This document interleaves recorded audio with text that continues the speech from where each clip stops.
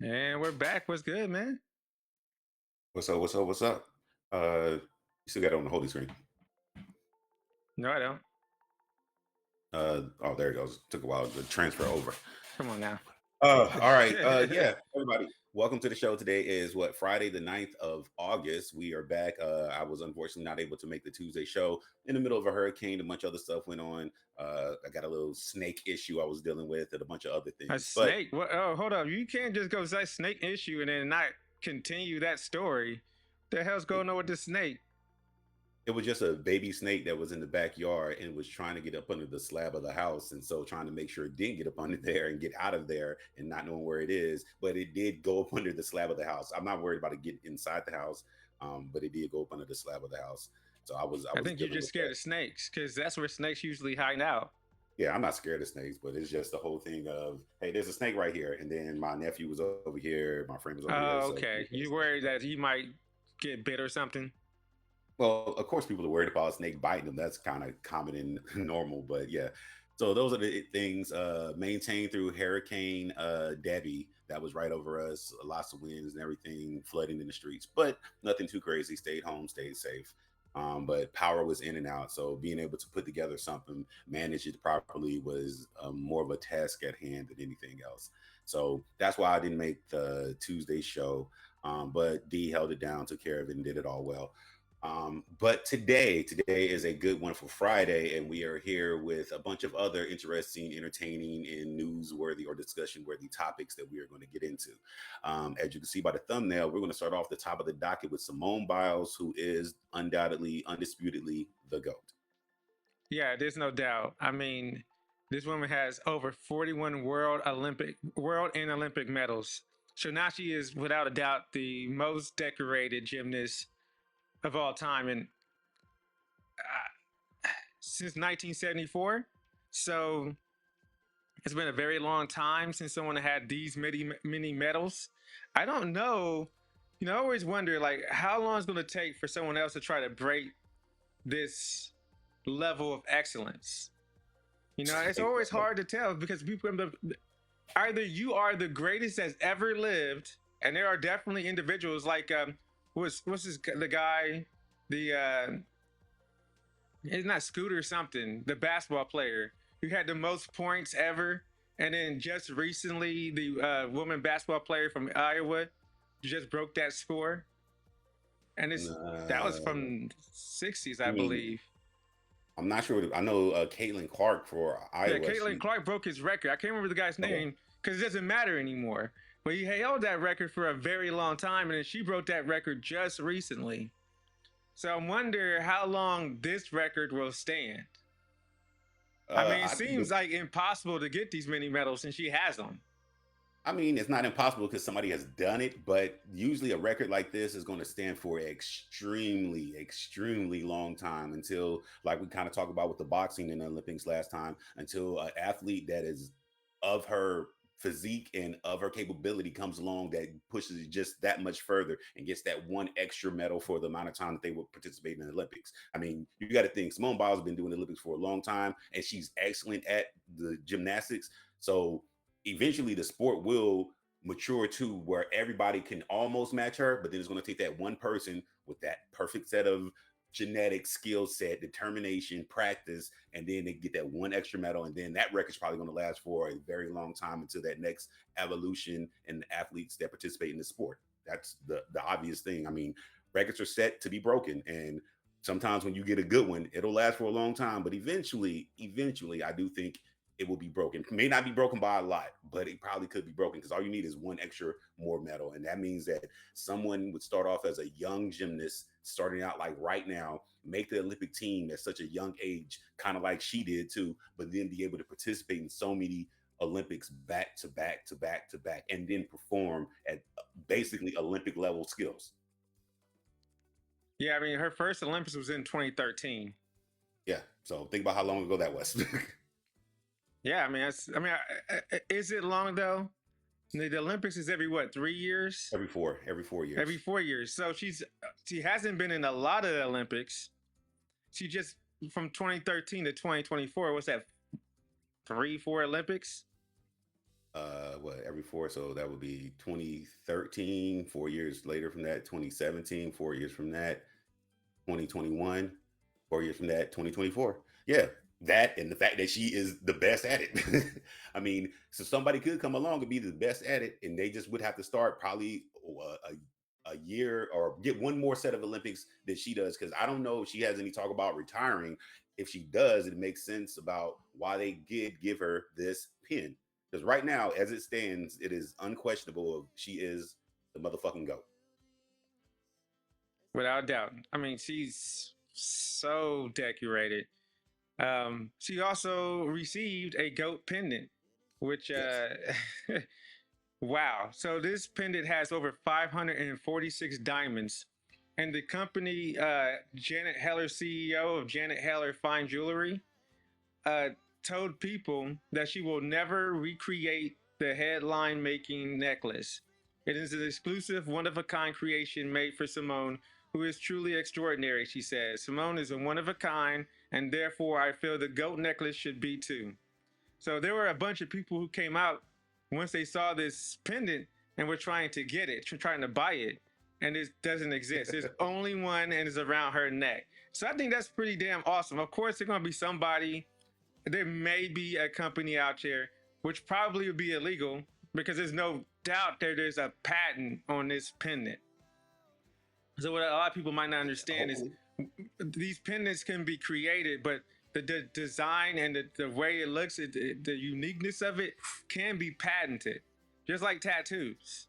And so you wouldn't be able just to make this. Of course, there's gonna be someone out there with a knockoff, but it won't be diamonds. You know, there's no doubt this thing is priceless, and it's around her neck. She was also given a goat pin, which they usually sell. I mean, trade in the Paris Olympics.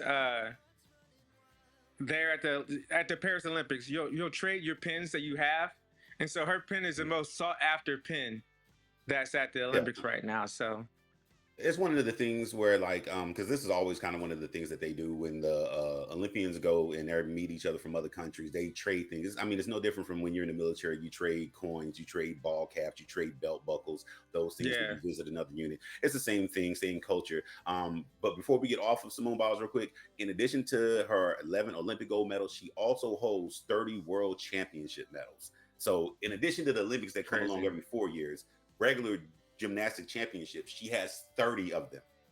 30. Good God, that's crazy, That man. means almost any time she shows up in the gymnasium, on the mat, on the uneven bars, on the, what is it, the walking straight beam or whatever it is, she Yeah, does Olympic level performance almost no matter what. To have be at that peak level of performance is just amazing. I mean, but yeah, like I said, she's man, she's super talented, man. I'm proud of her, man. You know, there it's interesting. There are gonna be people who hate on her, right? You in your whole life will never be as good as she is at this. Like, pick the best thing you can do. yeah. You'll never be that good at it. All right, The only so thing, you can't be well, talking trash about Simone Biles, man. You ain't never gonna be that good at anything well, you do in your life. Sleeping, you're not that good at it.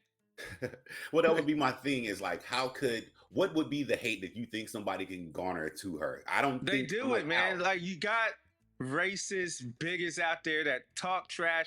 You But ain't that wouldn't never make been any that good in sense. your life at anything. Like, the level of jealousy that you have to have. Like, there are people. Look, Kenny. This is funny. I was in the comments section again, and I clowned a guy so hard that he changed his name. He changed his YouTube username. I clowned him so hard that he changed his YouTube username. I own that guy now. I like, you Oh, belong to me. I'm your dad. You my son. I sons you. And that was all because it was a basic conversation. They were talking about economic policy. And I said that our economic policy is just terrible in our country. It is, okay. it makes some lives matter and some lives not. And I was like, you know, and I said this one simple line.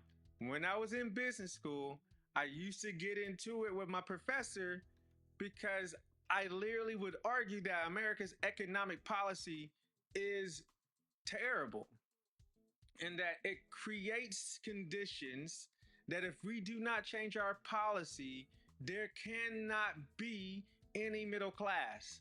I said this in what, 2014, 2015? It's 2024. And do I sound wrong? The middle class barely exists. The Okay. professor tried to tell me I was wrong. And I'm like, there's no way. Like, we're sitting in the classroom, you're talking about all these policies, these monetary policies and economics. And I'm looking at it and I'm going, there's no way a middle class can exist. There can only be the poor and the rich. Okay. Well, right now we're talking about Simone Biles, who is the Well, GOAT. no, what I'm saying is though, then you'll have people who are just straight trolls or nobodies who then get upset and try to attack you. And you'll just say a simple line like, Simone Biles has hundreds of medals, hundreds. Like she's 30 there. She's got 41. She's got 41, Olympic medals. She's got 30 world medals, and it's not counting other medals. She's got other medals. Yeah, you got to If think she she got probably had 41 medals of when she those and was. 30 the other, she got at least 20 or something else.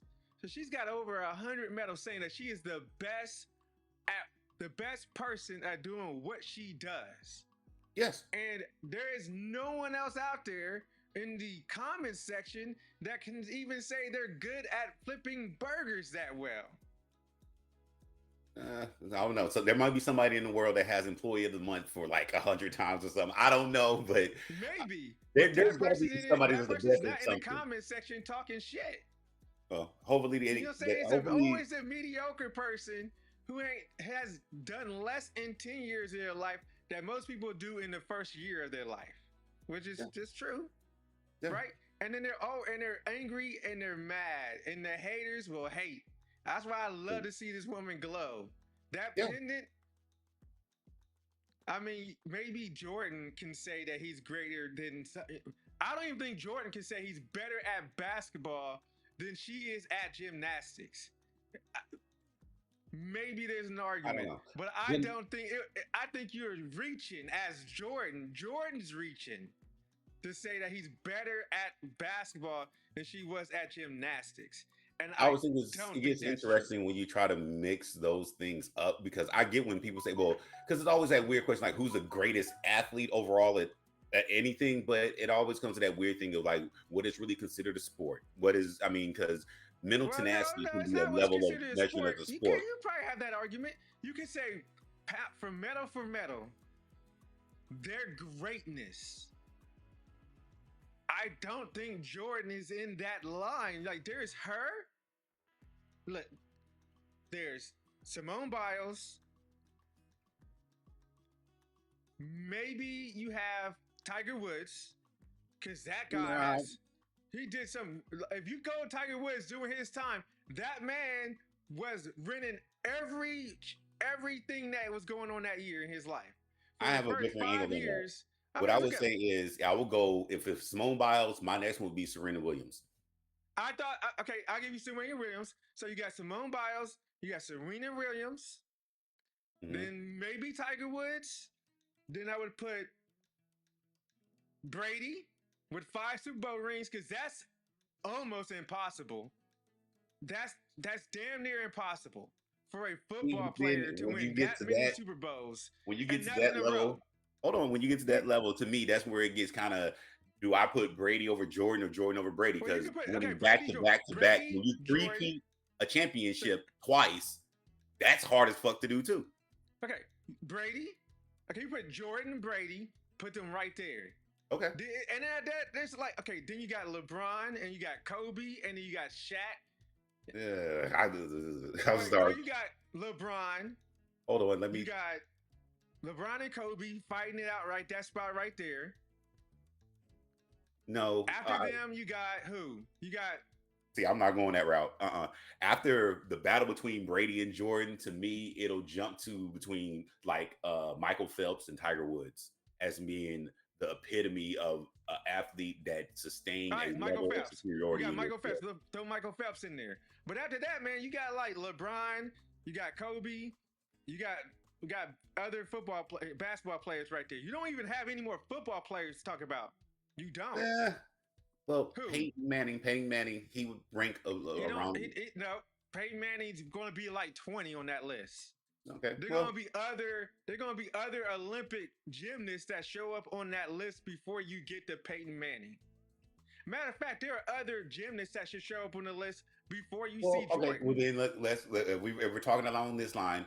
What if we throw like Mike Tyson at his peak? He All basically right, was Mike Tyson. There you go, no Mike doubt Tyson. the Like heavyweight Mike Tyson, champion. Muhammad Ali. That's where you're at. But see, that's where I get what I'm saying when you start comparing just an athlete to other athletes in different sports. That's where it kind of gets. We have to base it off you proving that you can sustain superiority in your sport for an extended period of time. Simone Biles, hands down, has done that.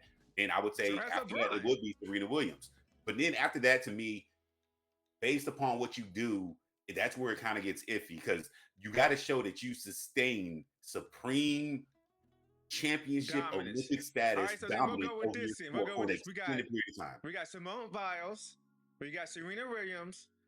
I'll throw Tiger Woods in there because I say he sustained it until he got hurt. He did. He sustained it until he got hurt. So injuries took him out of the game. So it's Tiger Woods, or you got Simone Biles, Serena Williams, Michael Phelps, because he did. Michael Phelps absolutely did. I'm gonna look up how Wait, many so we medals Michael switched. Phelps You has. He has switched from medals. you switched from Brady and Jordan to Michael Phelps above Brady and Jordan. Yes. After you bring him up, there's no doubt. Okay. 28. So why you? He got 23 gold medals, 3 silver, and 2 bronze. There's no doubt. Like, you can even make an argument that it is Simone Biles, then Michael Phelps, and Serena Williams. Or you can say Serena Williams, Michael Phelps. I would take those arguments right there. And then I would go Tiger Woods, or I would go Mike Tyson. Like, just the greatest of what they did or doing things that had never been done. Mike Tyson did that. Then I would ask this too. What about Floyd Mayweather? What 50-0 or he's 50-0? Yeah, 50-0, right? Yeah, 50-0. Oh, that's sustained superiority in your sport for an extended period of time. I give it to Mayweather. See? But there's And like 8 people though. You know what I'm saying? Like the greatest of all time is like 8 people long. Okay, but that's what I'm saying. When we start getting into comparing all these other people, I'm like, those are hard. But I'm like, if all sports are involved in the Olympics, and she is involved in the Olympics, and she reigns supreme over her particular sport in the Olympics, to me, yes, you are GOAT hands down. Now, Jordan playing all the Olympics. There is no Olympic football. I mean, outside he of did play in the Olympics though. He played basketball in the Olympics and he got a gold medal. I'm talking about Brady now. There's no Olympic NFL. No, unfortunately, there's no Olympic football. Yeah. If there was, so those are the things USA that kind of would have 30 medals. Easy. Well, we don't know, but those are the things. So that's why I'm like, just the easiest thing is what I would say But is just. Wouldn't that be cool though? I would love to see that. I would love to see football, American football, in the Olympics, and we pick our best players and send them. That would be so dope, man. Like, just think about it. This year we would have CJ Stroud as the quarterback. He's a rookie, but he's like the greatest rookie in the last 20 years. Mm-hmm. And then we'd have some of the best players in the Olympics. That would have been dope to watch, man. I don't know. But those are just the things that when we get into this, I will put Simone Biles at the very top. And outside of that, just superiority over your sport for an extended period of time. Serena Williams will be the next to come in line. And then between the Brady and the Jordan, but then that's where I can kind of get the argument that Phelps should pop up there because he did Olympic level superiority over his sport for an extended period of time.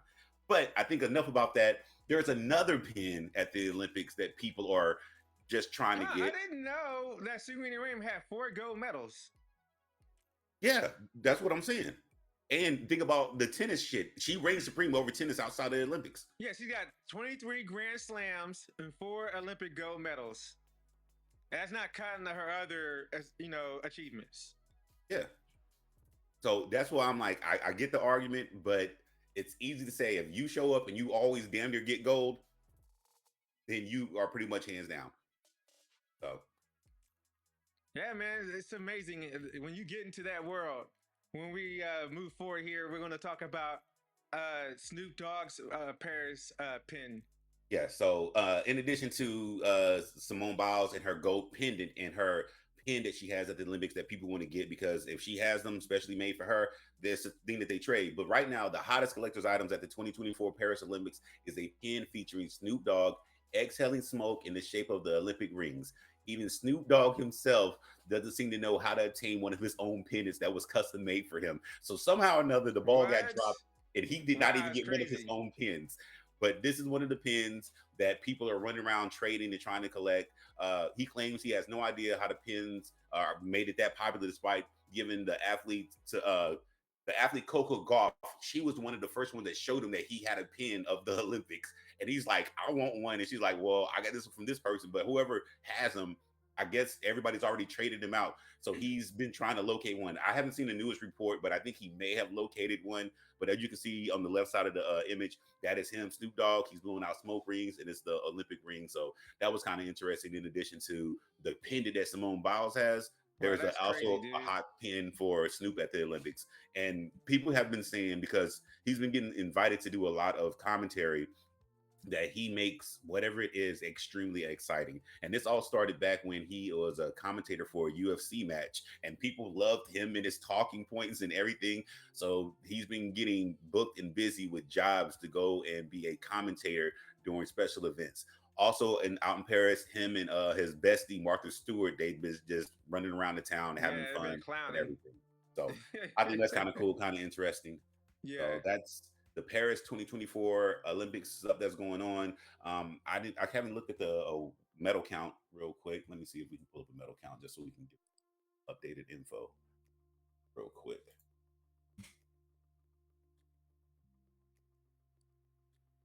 So just right now, if I pull this up, so right now, as of today, China is actually in the lead with Yeah. United States behind and then Australia. So China has 32 gold, America has 30 gold, and Australia has 18 gold. So that is how right now the Olympics are playing out overall. Jesus Christ. Cool. I just looked up Serena Williams' achievements, and dude, it's like 4 pages long, yo. Yeah. Good Oh, and then on the God. flip side, the cool thing about Serena Williams' situation, she also won a Grand Slam while she was pregnant. No man could ever do that. So, No, there's not a man on the planet that could do that. so That's think about freaking take that as crazy. something that in addition to in my list, there's two women that top it, two black women that top it, and one of the women did it while pregnant. So Yeah. I mean, that's amazing. yeah. Yeah, as we move forward into the world, we're talking about Japan had a 7.1 earthquake. What do you have there, Kenny? So yeah, it was a In world 7.1 news. magnitude earthquake that struck the southwestern Japan, triggering tsunami advisories. The quake was centered 12 miles southeast of Mizazaki City on the island of Kishua. The Japanese Meteorological Agency issued a mega quake advisory. Japan in that area, if you ever been in the Pacific, there is lots of earthquakes that occur. I was in Hawaii when we had a big one and the power was out for like 4 days and everything. And there was actually cracks in some of the condos and everything. So a lot of people had to be evacuated out of their building as like I forget what the title of the person was, but they had to come through and inspect. So yeah, in that Pacific Rim area, there is always a high chance of earthquakes. And then if you have an earthquake, there's a high probability that you'll get a tsunami. So that's why they always issue tsunami warning. Right now, officials are still currently checking for any casualties and any severe damage. So hopefully everybody in Japan is okay. Hopefully the damage is to the most minimum it could be, and hopefully there is no significant or at all loss of life. So I just want to Were make you sure I had the best. around Japan when they had that big tsunami there? Actually, no, I was in Hawaii at the time, and we had just got. We had just got underway. No, I was underway at the time, and I remember that reports came by, and we were actually heading towards Guam, and we actually did come across numerous amounts of debris. I mean, we found a toilet floating. Wow. You found what? So, but that a toilet floating, a Are commode you toilet. serious? That's crazy. Yeah. So we had been underway for probably about, I want to say probably like 4 weeks at the time. We got reports that that happened. And then probably like 3 or 4 days later, we start seeing debris that started washing out and everything. So, but I mean, we weren't involved in any recovery mission or anything like that. But it was just a bunch of debris that got caught coming, in the current Yeah, that and the we start seeing currents. from, and you could tell it was from Japan because it had some stuff had writings on it and all that stuff. And it was just an interesting thing, but we didn't actively participate or do anything in regards to any recovery efforts because it was just debris, and we were basically we were in the middle of the Pacific, but you could tell just all the stuff had just started washing away and everything. So, but hopefully Yeah, I everybody in Japan remember is I okay. was in Indonesia after that tsunami, and Mhm. boy, I've never seen destruction like that in my life.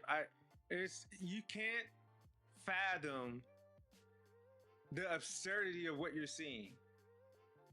Yeah.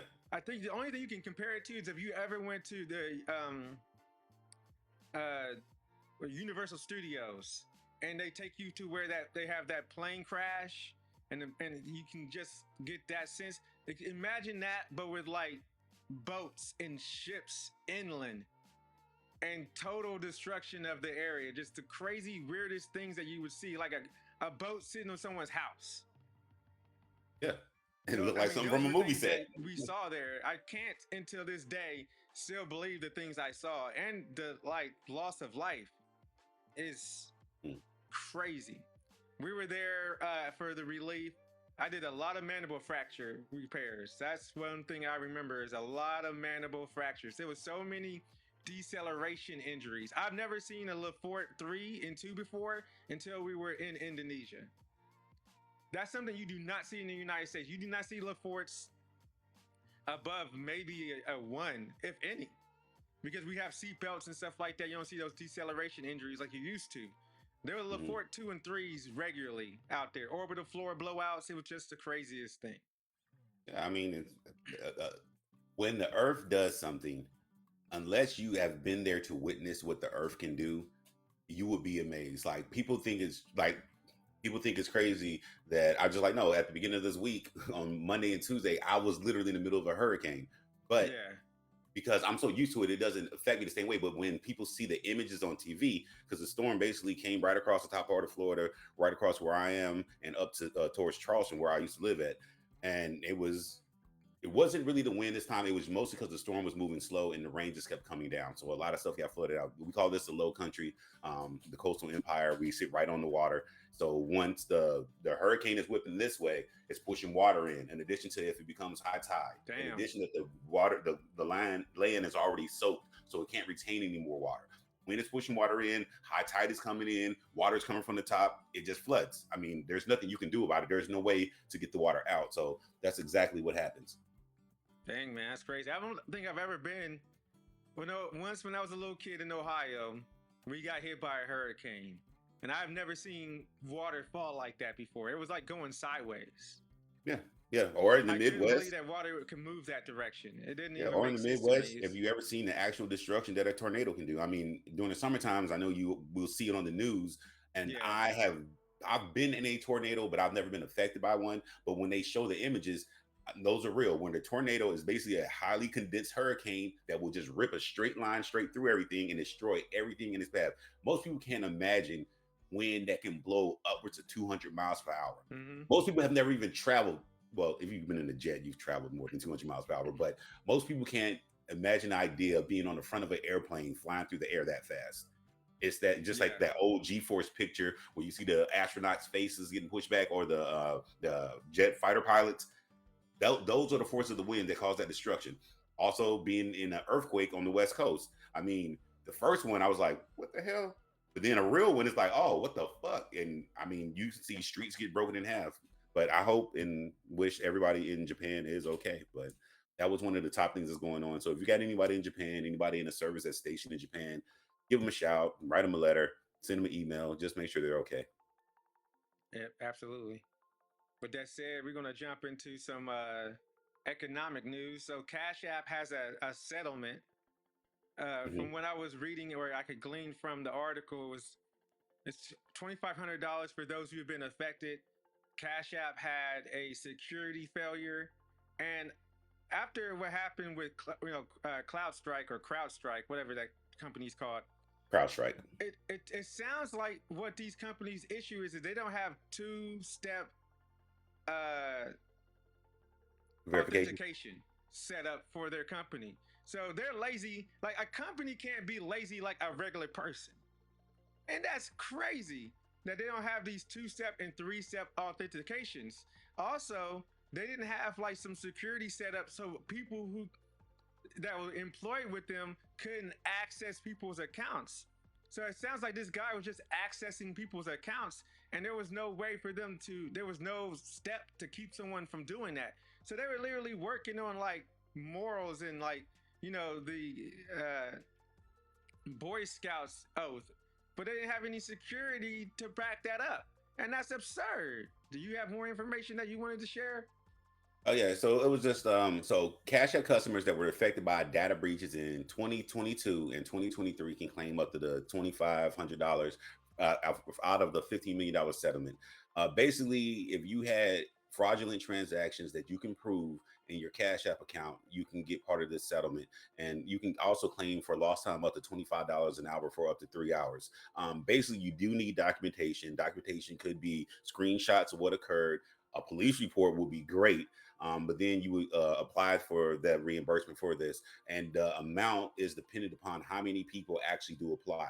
So if this did happen to you and it did occur and you do have proof, then you can submit for the claim for the settlement, and then the max amount you would get was $2,500, and that is fully dependent upon how many people actually were fully affected by this. So if it's a lot, that $2,500 could go lower, but you still will get something. But if it's a very few people that even have documentation to prove that they were affected, then they're going to get the whole max level of the $2,500.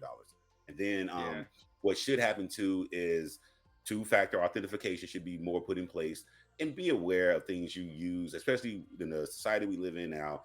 A lot of people use electronic devices to do things. I mean, me and D just off camera, we were talking about doing a special type of effect thing that you can see he has on, but I couldn't do it. And even when the process of me putting it onto my old school iPad, it's asking for stuff. I'm like, why do you need to know my location? What is the purpose of you Mm-hmm. knowing my location if I'm just trying to get a filter to do something with it? But those are things you got to be careful for.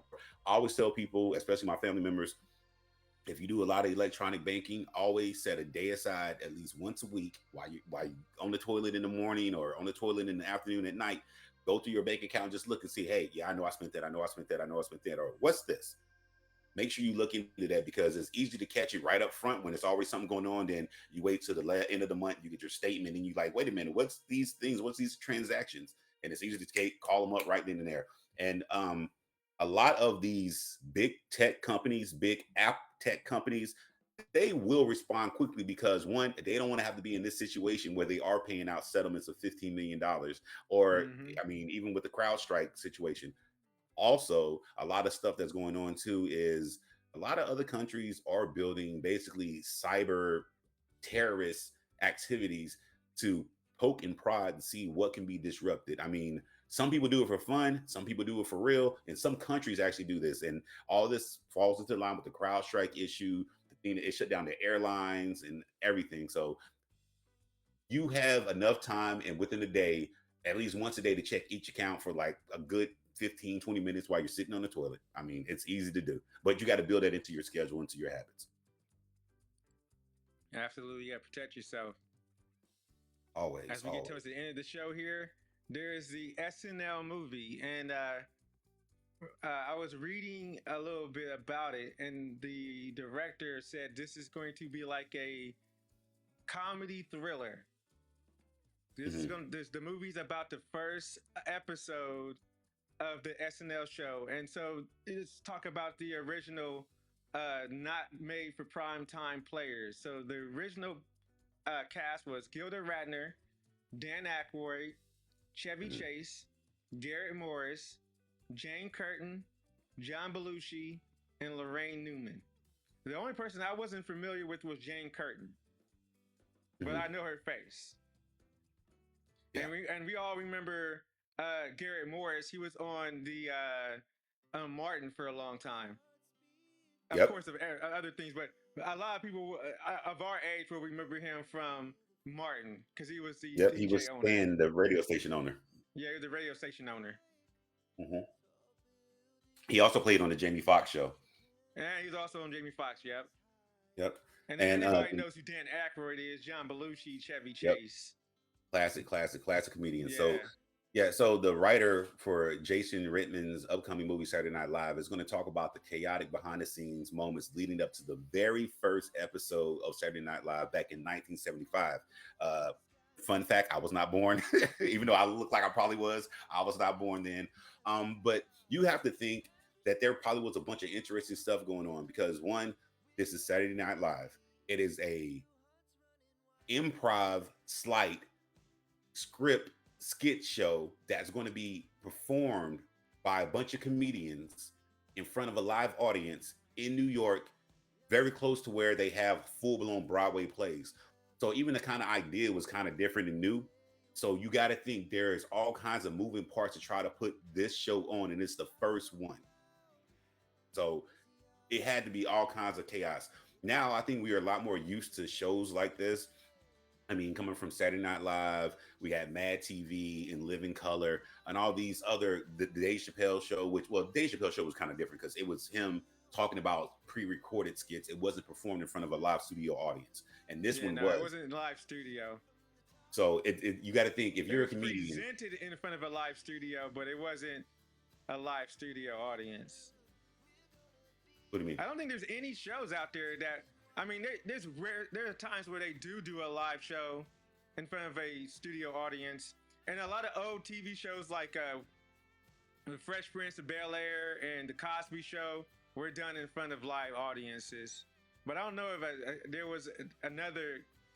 And I think Matt TV might have been done. So Matt TV and SNL might have been the comedy skits that were done in front of a live TV show.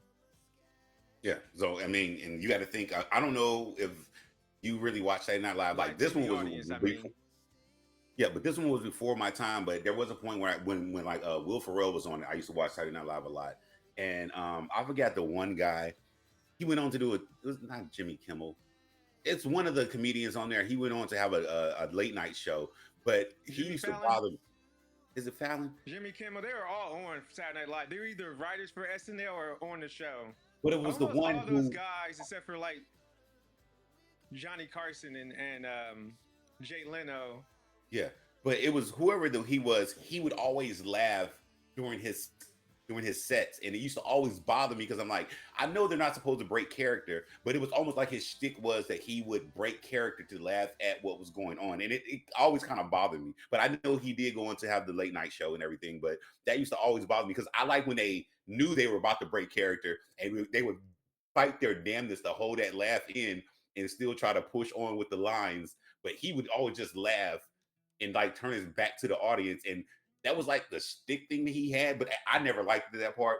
But I'm curious to see how they're going to play this out of all the moving parts of them putting on their first reels, Saturday Night Live.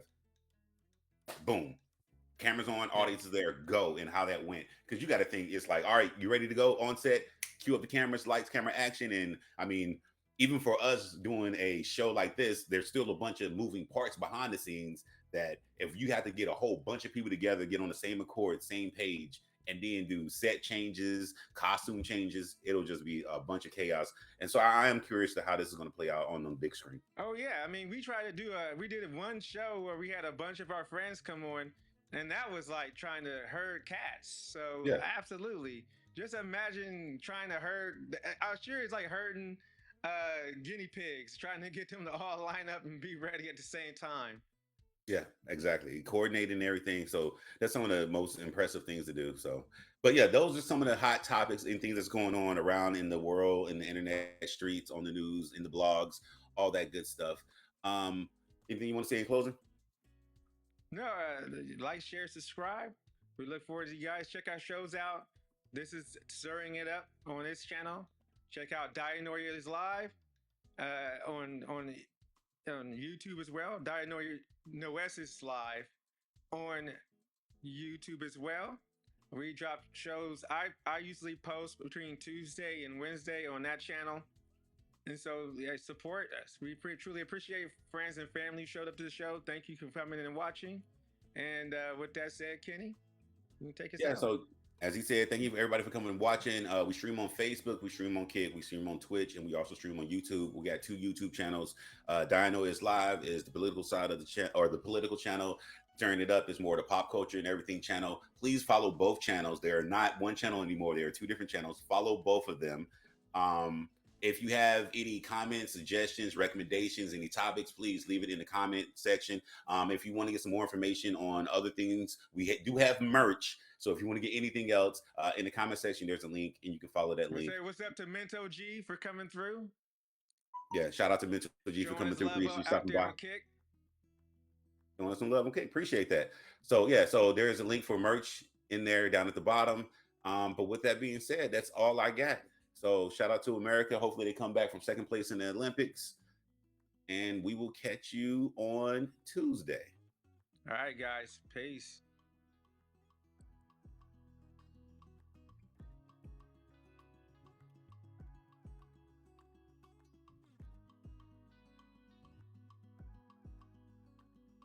What's that thing doing? What is that? Oh, it's a bird. I'm looking out my window, and there's this bird like doing this, like constantly doing this. It looked weird. It's a hummingbird trying to get a regular bird to leave. Like beefing on my patio. Hummingbird trying to get a regular bird to leave. Yeah, he's trying to shoo him off. I guess I have sunflowers on my patio.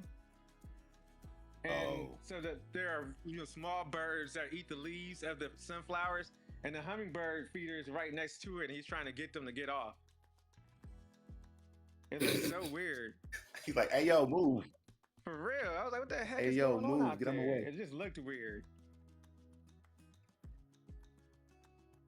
I'm not used to seeing hummingbirds move like that.